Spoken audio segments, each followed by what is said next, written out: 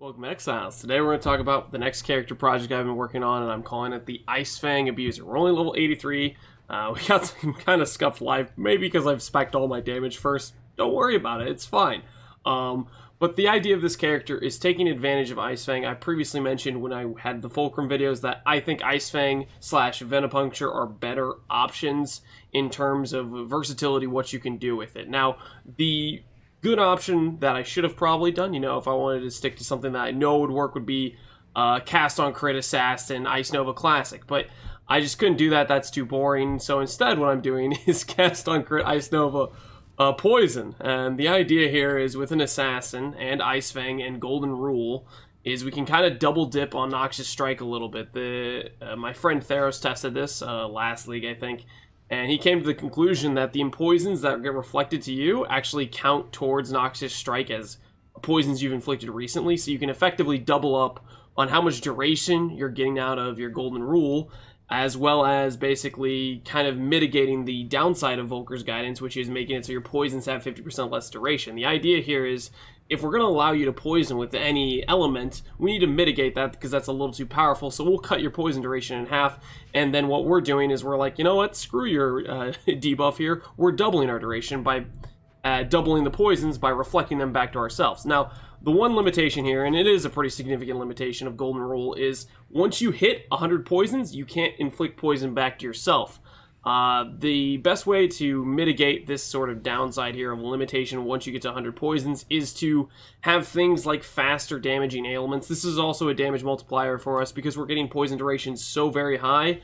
To be able to make those poisons inflict faster is a big damage multiplier for us. So the idea is, with more faster damaging ailments, we can then take the poisons off of ourselves faster and then double up on creating their durations. It's a weird dynamic we got going on. It's some interesting stuff, but the damage is actually pretty good.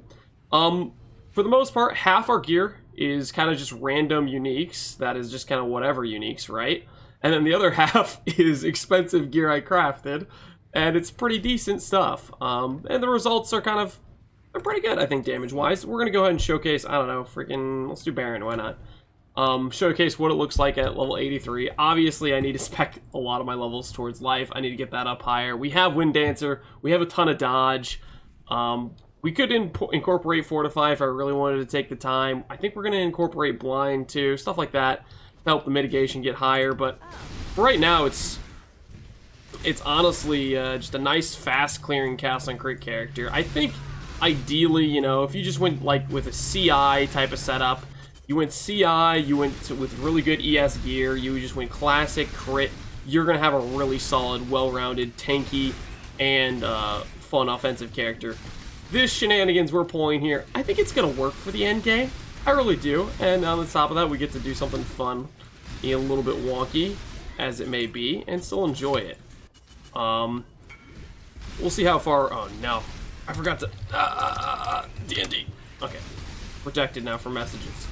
But anyways, the plan here is to see what it looks like with more levels. Sacred Grove, oh, that's so much currency, I have to ignore it though, because that would take way too much time. Whenever I get into a Sacred Grove, I end up with this dilemma of I don't want to delete any of my crafts because they're also valuable, but at the same time I also don't want to go to TFT to try to sell all my crafts because that's tedious and not fun.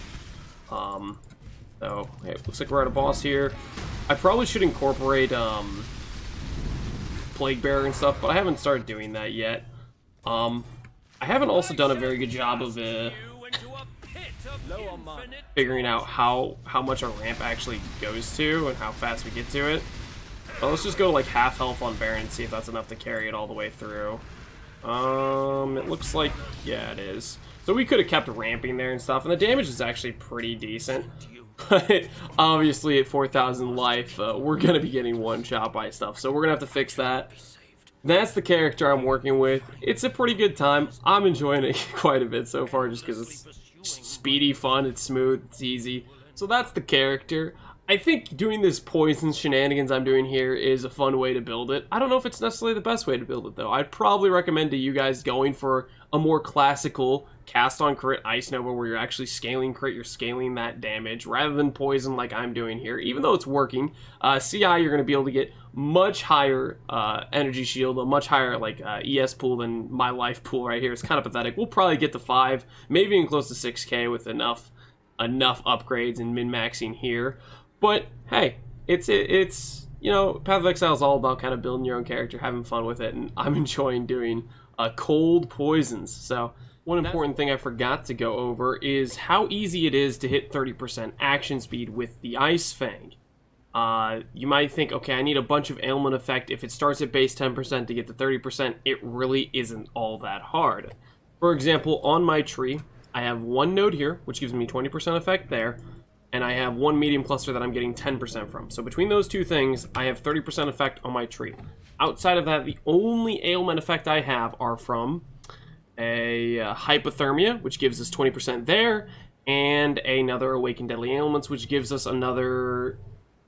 No, not deadly ailments. Awakened unbound ailments, which gives us another 37% effect there. So in total, we have roughly close to 90% effect, I think, if I counted that rightly. And you'll see here, we'll go ahead and chill some monsters here and see what action speed we go to. Action speed, we go up to 58. So essentially what that means, if we have 20 from our Harbinger and 8 from our Tailwind, you guessed it, we're at 30% action speed. That's about how much you need. I just hit 30% action speed with about 90% ailment effect. If you don't have this node here, for example, if you're not near a Shadow Star, you don't want to go grab Elemental Focus, there is Elemental Effect here for 20%, and if you don't want to grab that even, what you can do is instead of using Hypothermia, like you can just have this in a non-damaging setup. You can have something like Vortex with Awakened Unbound Ailments, you could have it with Hypothermia, and then you could have it with Bone Chill. Point is, you really just need to get a base 10%. I guess Vortex probably wouldn't work, because you still need a poison with it, unless you have Flat Fizz Dispels. Maybe if you have Flat Fizz Dispels, and you can poison that way. It will be a little bit inconsistent, I think. But point is, you just need around 90% effective ailment to go from 10% to 30%. So that's how much ailment effect you really need to get 30% action speed out of Ice Fang, and you can do it pretty easily with a few supports on an extra ability you're using to tag it in and get that action speed. So that's Ice Fang. So that's the build as of right now. We're going to be min-maxing this. We'll see where we can take it. So peace out, guys. You have an excellent day.